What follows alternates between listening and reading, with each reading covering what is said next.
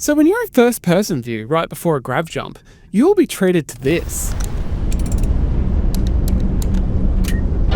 Well, what if I'd told you that clacky switch and toggle ensemble was literally stolen from the desk of Starfield's lead artist, Istvan Pelli? Good to see the Thieves Guild is alive at Bethesda. As the team were closing in on release date, audio director Mark Lampert saw Istvan's replica of an old Apollo-era switchboard on his desk, kind of like this one, and swiftly borrowed it, recorded it in action, and mixed it into the game's sound files just before the release, gifting us this sweet tactile analog hit before jumping through space. And it's kind of amazing just how many of these small little details can be found when you stop and actually listen to Starfield. And yeah, no, not the god tier soundtrack, I mean when you stop and listen to the sounds of Starfield. Because once you turn down that music, you might be surprised at the depth of what's underneath. And not even a puddle that's as wide as an ocean. I'm talking like an ocean that's as wide and deep as, an ocean. Oh god, that's terrible. There's the sweet filling your bank account. Or the rush of finding a certain spacefaring pooch. Or the 400th of Sarah disapprovingly judging your pirate lifestyle. Or just the orchestra of gorging your face. Starfield's sound design goes deeper than it has any right to, probably because this small team of sound designers was set this mammoth task of filling the audio landscape of over 1,000 planets. Yeah, thanks Todd. So yeah, let's leave the stars behind for a moment and explore how Starfield sounds so Starfieldy. Oh god, this is so bad. Given the game starts in a deep, dark, grimy mine, it makes sense that the cutter was actually one of the very first sounds the team worked on. And this deceptively easy task had a lot of iterations, originally coming to life as more of a straight-up laser gun. It apparently lacked the tactile feedback and felt more combat-orientated, but it all finally clicked when Dave Schreiber realised that it's a tool first and a combat weapon second. And you can really feel this shift. As the longer you hold down the laser, you hear the shake and rattle as the cutter is pushed to its limits. They also laid a fun little Easter egg in the cutter's mining cousin, the arc welder. When Dave Schreiber was working on it, he kept hearing this extra sound layer in the playback. He did some digging and couldn't find where it was coming from in the audio file, until he realised the sound playback was causing his Xbox controller to rumble and vibrate on the table next to him. So naturally, he recorded the Xbox controller rumble and added it to the file in the arc welder mix. And this is probably the reason Phil Spencer loves the shit out of Starfield. Sound-wise anyway, nowhere is Starfield's NASA punk aesthetic more evident than in its UI menus, as the UI team mentioned how they wanted Starfield's menus to have a computer terminal look to it, and the audio team basically followed suit. So rather than synthetic sounds, they lent into older electronics, analog relay switches, clicky toggles, clacking buttons, little ticks of a hard drive being read, and even the static crackle of an old-school CRT monitor thrown in. Basically making the menu sound like you fell over into a box of computer equipment from the 90s. Back up in your ass with the resurrection. To cover all of Starfield's numerous cities, as well as make each one feel unique audio-wise, the team divided and conquered, with each designer taking a different city to call their own. For Cydonia, Casey Kaufman brought the Red Planet's huge sprawling metal behemoth to life, with layers of structural rattle and rumble, from the large crane tower outside to the small various catwalks scattered around. Each with subtle creak and groans from the metal as they stood against the violent, dusty winds. And even smaller details you may have missed, as whenever you're near any of the exterior-facing windows, you'll hear the sound of sandstorms raging against them, or even violently rattling when you ever hear the colony's many subterranean particle detonations, aka the big loud booms. These distant booms are more layered than you think. The team created a sort of shockwave effect that travels from the detonation point and ripples past the player off into the distance, all while playing localized rattling sounds from nearby objects around you. So, which you'll notice if you're ever throwing back a few cold ones at the sphere, where the impact will cause the glasses to clink and chairs to rattle around you. Which, honestly, is reason enough to have another beer. How do you even manage to carry all that? Neon's unique combination of bright Pixar colors, fish processing plant, surrounding ocean, shady corporations, and abundance of drugs and crime are probably why it has the most variety when it comes to sound design. Its soundscape was designed to be constantly pulling your attention in every direction, kind of like a Las Vegas on water. When you're on the exterior of the city, you get the sound of waves crashing below, the rain hitting the metal, the deep groans as the city sways in the wind, and even the occasional lightning strike causing the city to shake. And when you're on the inside, you get the chatter of the crowd, the steam of the many vents, and that signature faint electrical hum. And on top of all that, the endless advertisements from vendors encouraging you to part with a few credits. Don Draper would be proud. Advertising is based on one thing: happiness.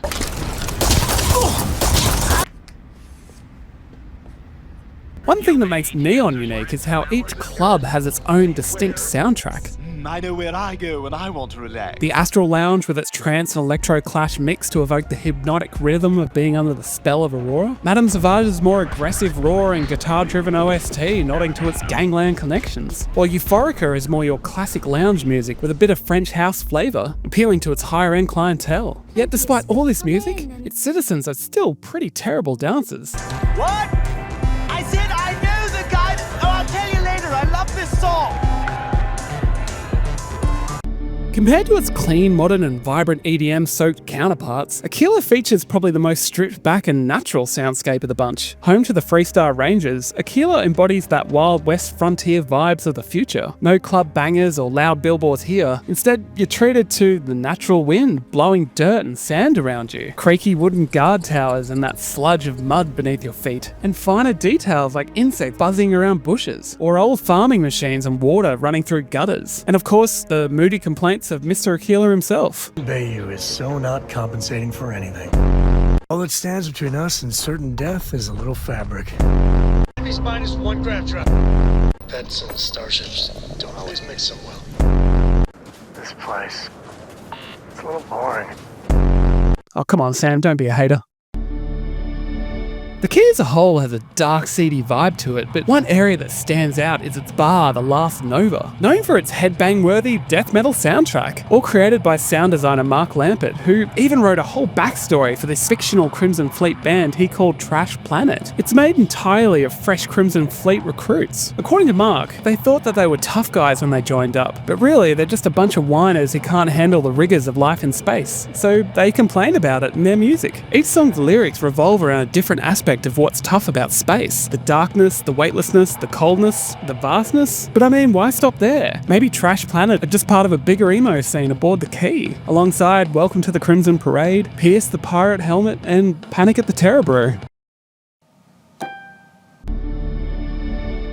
The team even put the extra hours in to give each ship manufacturer its own unique sounding engines and Habs to match the style of their brands. Because, you know, screw seeing your family. If you're willing to spend big on a sleek Shroud Eklund craft, you'll be rewarded with cockpit interiors that sound more modern and clean. But step aboard an ugly industrial Hope-Tech freighter, and you'll get more rugged, rattly sounding interiors that groan and strain around you. I already mentioned the switch sound stolen from Estevan's desk, but another Easter egg is when you push the throttle down hard in the cockpit, you'll hear the whine and vibration taken from the cabin of a real 737 aircraft.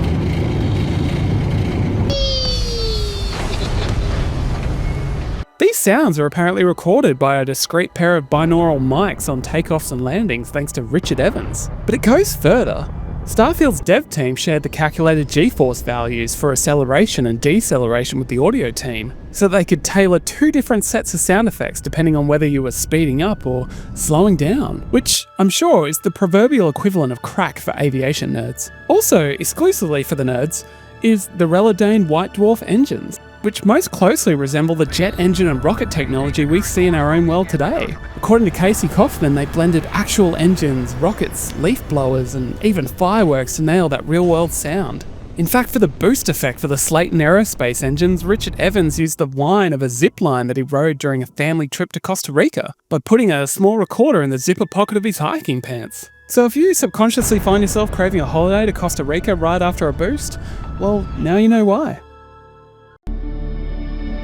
To get that satisfyingly chunky metal sound of Vasco's heavy movement, Casey Kaufman and Chris Hite used a mixture of metal appliances being smashed and slammed on the ground, as well as car doors and trunks shutting, even various kick drum samples to give each step a bit of variety. And apparently Vasco has a little bit of a weight problem, because if you encounter any medic or farmer Model A bots elsewhere, you'll notice they sound significantly lighter than Vasco, as the team used locker doors and filing cabinets to get that thinner, flimsier sound. And as for Vasco's iconic voice, Captain Fuckface. Mark Lampert was inspired by what he called the BBC cadence, which is this very particular way BBC reporters speak. Live from London, this is BBC News. Using carefully deliberate pauses, all while speaking flatly without any excitement. He did some early recording tests that were shared with Vasco's voice actor Jake Green, and well, the rest is history. Hi. Please disregard. I attempted an informal greeting. Phew, okay, that was very BBC inspired. Biggest challenge when it came to spacesuiting was actually voice lines. Money, and so the cycle repeats itself.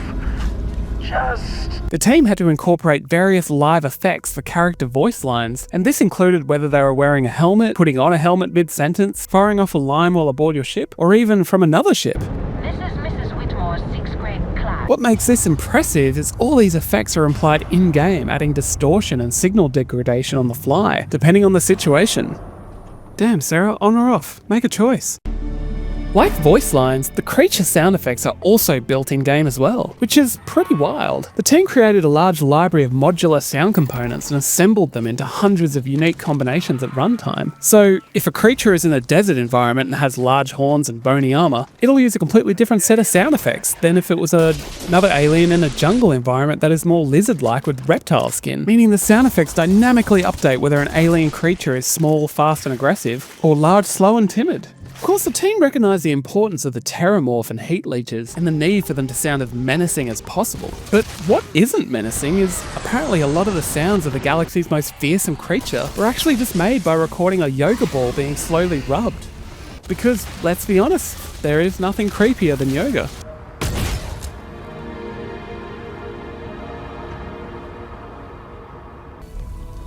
And finally, that chime you hear when near an artifact, or even the soundtrack of when your spacefarer has a full acid trip and sees visions of the universe. These weren't traditional sound effects. These are actual sounds from the same live orchestra that performed the game's soundtrack. Basically, the team combined the orchestra intentionally playing a kind of musical chaos, with the big bright major chord of the game's main theme, threw in a 20-inch ride cymbal tremolo to soundtrack the Settle system's greatest mystery.